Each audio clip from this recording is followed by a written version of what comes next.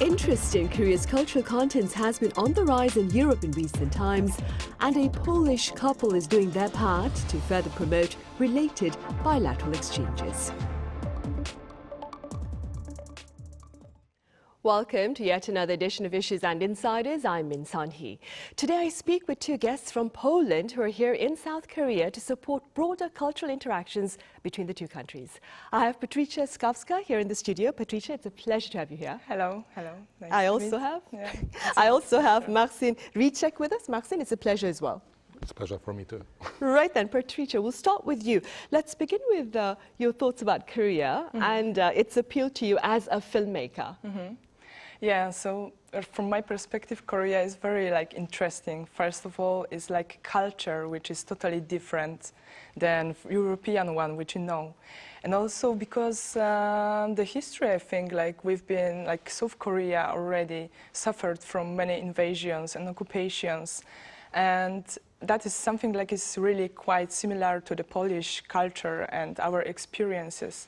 So I was really interested in, from the psychological perspective, how the society in South Korea grew up, what kind of maybe trauma do they carry, and also from the perspective where the South Korea very rapidly grew up, developed digitality. And everything is very, very envisioned here. So I was really curious how the societies in here grew up from their mental perspective, what made them up, and yeah. And what have you learned thus far? What do you believe has been the impact of our history on our people? Yeah, I think it's people are really tend to pursue their goals more. So they are determined because they had lack of luckiness in their lives. Yeah, they had to survive. They had to fight for their rights, for many things. And I think it's really important to notice that fact that Korea culture is not about everything which is very beautiful right now, but also they had very sad history which made it up.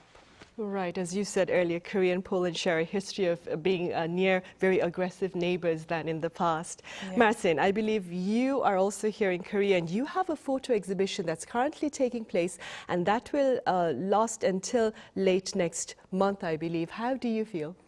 I'm really glad that I have an exhibition here in Seoul. This exhibition was created in cooperation to big institutions like Korea Foundation and Polish Embassy in Seoul. I really like to share with the people my passion for photography.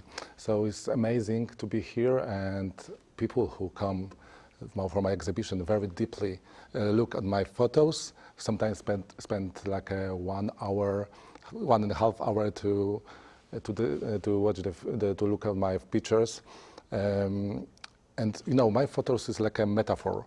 You can find own interpretation of these photos, and it's really amazing when I can hear when people talk about own interpretation of my photos. I can learn about my photos, and then something more about humans. So then I wait many hours for these special moments for me. So sometimes 5 hours in the different countries, in the different places and around the world, in Korea too. So I'm really happy that people want to come here to the exhibition. I'm really happy that a magazine like Ellie and Jung-Ang newspaper wants to publish information about my exhibition. That one of the most interesting exhibition in Seoul now. So I would like to invite for my exhibition in KF Gallery in Seoul. Right, that will take place until the 24th of May then. Yeah. Patrycja, South Korea and Poland, we celebrate 34 years of diplomatic relations this particular year. Now, I understand the Korean cultural contents are also gaining quite a bit of attention over in Poland. What more can you tell us? Yeah, that's true. Actually, in recent years, it was became a neologism, which is called Hallyu Wave. It's made out from the words means the Korea and the wave. And it's very interesting because I spotted like it got a lot of popularity, but not also in Poland, but also like worldwide. And for example, like in Poland, I think it started many years ago, but also I feel like the big impact on that had the Parasite movie, which that got these 4 Oscars winners, and afterwards it was like a Squid Game TV series, so also it was very popular in Poland. And of course, like BTS group, it was like the best for people who are interested in Korean culture. And I think like it's getting bigger and bigger within the years. So for example, like last year in Poland, it was organized some kind of festival, K-pop festival for the first time, first edition. So it's getting really, really popular, and people are learning Korean language in Poland. There are special communities. And already in Poland is like 100,000 people who are a community, like a big fan of Korea. So that's really impressive, and I think like it has a huge potential, and I think it's gonna grow and grow more within the years. Right, good to know. Yeah. Marcin, I should have asked you this earlier. What are your impressions of Korea? And this isn't your first visit here, you were saying? No. We have been 4 times in Korea, because first time Pohang International Photo Festival invited me to this festival to take pictures too, and to be like part of this festival, and I had like a small exhibition there too. And I met many interesting people there, like photographers, professors, and they show us beautiful places in Korea. We spent a lot of time in Busan. We were in Seoul, and the small places like an old capital of the Korea. So it's something amazing. But for me, it's very interesting. Like a photographer, it's this relation between tradition and modernity. Here, like for example, you have beautiful temples, Buddhist temples somewhere in the mountains, beautiful wooden palaces and hammocks, but here, for example, in Seoul, very big modern buildings.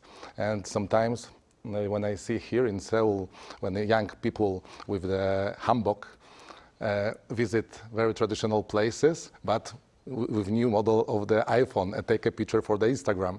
And it's really, really interesting. And the atmosphere, for example, in Seoul, is many galleries, many museums, many places to go with friends.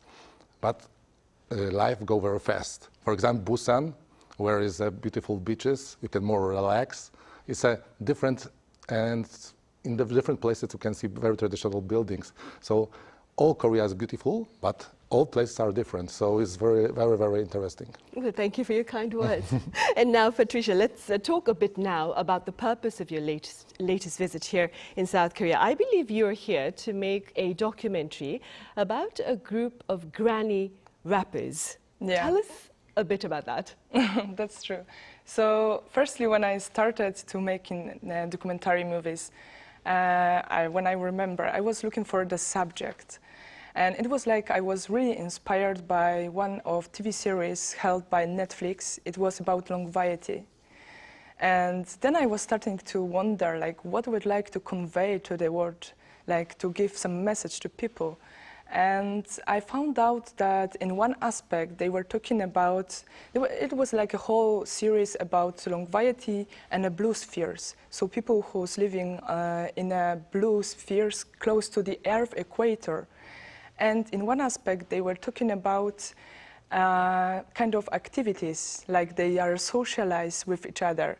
And then I thought like, okay, that's gonna be my topic. I want to discover more the loneliness topic, how people can connect with each other and how it makes them being more happy. They can like say like aging is no more existing, right? Like in this case with these grannies, it was like I was in shock when I saw it for the first time. I said, no, I have to come here and I have to make documentary. I need to show people that if you're gonna find out some, it's called in Japanese language ikigai, so your purpose of life.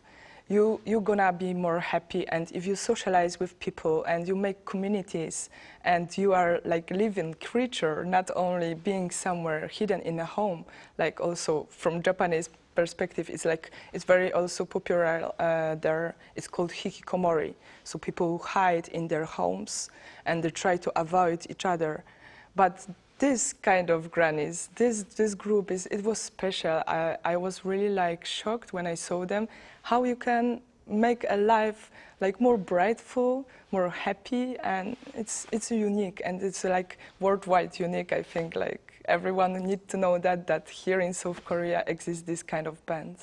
Patrycja, I understand the average age of this group of granny rappers is 85 years old. When you met them, did you ask them how they started this particular group? Of course, yeah. Like for my documentary movies, for that purpose, I had to ask them. It was like they were growing on the farms, so they had like really regular life. They were like outside of all of this digitalized world, which is here very known for Korea, right? And they decided in their elderly age that they would like to learn Hangul. And that was the first point of starting this group. Of course, the huge applause to the coordinator of this community who started to make them superstars and making that band. But also, there was a leader. This group is called Sunhee and Seven Princes, and the leader is Sunhee. And that girl, I would say girl because they are very young, got interested in rap. So she started to look into the YouTube how people are rapping. And after learning that Hangul, they started to make poetries. And that poetry, they turned into the songs and the lyrics of these songs. So the whole history behind it is really inspirational. What do they rap about? They rap about their daily life, actually. How they grew up on the rural life, yeah. How they grew up on the farms, how they feel, how they go through the life. And I think it's like really inspirational for everyone. I see. Now, Marcin, I understand you were also with Patrycja when she went to meet Sunhee and the Seven Princesses. And based on what you observed there, what would you say are some of the perhaps similarities and differences between the elderly here in Korea and perhaps over in Poland? In Krakow, where we live, in Poland, I had many workshops with the older people, like 80s, like 70s, and it's something amazing. These people have a lot of power and they want to learn. Even they have 80 years old ladies or men want to, Marcin, please show me more. And sometimes they have, even I'm tired. They want more, Marcin. And, you know, of course, body changed, but soul, some people have a very young soul. When I met these people in Poland, sometimes they were younger inside than my friends, like 30 or 20 years old friends. So it's something amazing. And when Patrycja told me about this grandma rappers, so I thought, oh, it's something beautiful. And we are lucky because we can spend time with these beautiful ladies, and we will come back once again. So these people inspired the young people and old people to, if you have a passion, for sure, and you can find good people, so you can be happy to last days on your life, I think. So in Poland we have quite nice, interesting people too. Like a 86 years old lady, she is like a DJ, and she make a party for the young and old people. We have, for example, in the place where I was born in Lublin, we have a group of a cheerleader group, and they dance like a 70, 80 years old ladies who dance. So people are amazing. It doesn't matter how many years you have, how old are you. So, but if you have a young soul, you'll always be young. Right, like they say, age is but a number. Yeah. So, Patrycja, earlier on you spoke about how Korea, South Korea and Poland share a number of similarities. We both suffered at the hands of relatively aggressive neighbors, and we are also relatively latecomers to democracy. Are any of these similarities perhaps explored in your documentary?